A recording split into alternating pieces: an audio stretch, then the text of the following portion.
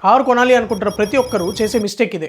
ఎప్పుడైనా మనం car purchase చేసేటప్పుడు, మనం కార్ ఎంత బడ్జెట్‌లో తీసుకోవాలి అని అనుకుంటాం. మనం ఇది కాదు ఆలోచించాల్సింది. మంత్లీ మన ఇన్‌కమ్‌లో మనం ఎంత వరకు కార్ మీద స్పెండ్ చేయగలము అనేది మనం ఆలోచించాలి. దాన్ని బట్టి మనం ఏ కార్ తీసుకోవాలనేది డిసైడ్ చేయాలి. ఫర్ ఎగ్జాంపుల్ మీరు ఒక ₹25,000 పర్ మంత్ మీరు కార్ మీద స్పెండ్ చేయగలరు అని అనుకుంటే, దాంట్లో ఫస్ట్ మనం కాలిక్యులేట్ చేయాల్సింది ఫ్యూయల్, మెయింటెనెన్స్ అండ్ ఇన్స్యూరెన్స్. యావరేజ్‌గా మీరు ఒక 400-500 కిలోమీటర్స్ పర్ మంత్ తిరిగినా కానివ్వండి, ఫ్యూయల్ కాస్ట్ ఒక 4,000-5,000 అవుతుంది. అండ్ అలానే మెయింటెనెన్స్ యావరేజ్‌గా మంత్లీ మనకి ఒక ₹3,000 అవుతుంది.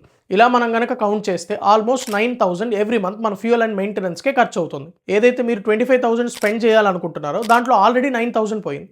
అంటే ఇప్పుడు ఈ 9,000 తీసేయగా రిమైనింగ్ మిగిలింది 16,000 మాత్రమే. అంటే మీ కార్ లోన్ యొక్క ఈఎంఐ ఈ 16,000 కన్నా దాటకూడదు. అలా ఉంటే మనం సేఫ్ సైడ్‌లో ఉంటామన్నమాట. 16,000 ఈఎంఐ అంటే మనం ఆల్మోస్ట్ 11,00,000 రూపీస్ వరకు లోన్ తీసుకోవచ్చనమాట. ఇప్పుడు మీరు డౌన్ పేమెంట్ ఎంత చేయాలనుకుంటున్నారో దాన్ని బేస్ చేసుకొని ఈ వాల్యూకి దాన్ని యాడ్ చేయండి. ఇప్పుడు నేను డౌన్ పేమెంట్ ఒక 2,00,000 చేయగలను అనుకోండి. 11,00,000కి 2,00,000ని యాడ్ చేయాలి. అంటే నా కార్ బడ్జెట్ 13,00,000 మాత్రమే. అంతేకాని 20,00,000, 30,00,000 కార్ బడ్జెట్‌ని చూసేసి మనం ఇది కొనేయాలి అని అనుకుంటే తర్వాత మనమే ఇబ్బంది పడతాం. ఫ్యూచర్‌లో కార్ కొనాలి అనుకుంటున్న మీ ఫ్రెండ్స్ అందరికీ ఈ రీల్‌ని షేర్ చేసి సేవ్ చేసుకోమని చెప్పండి.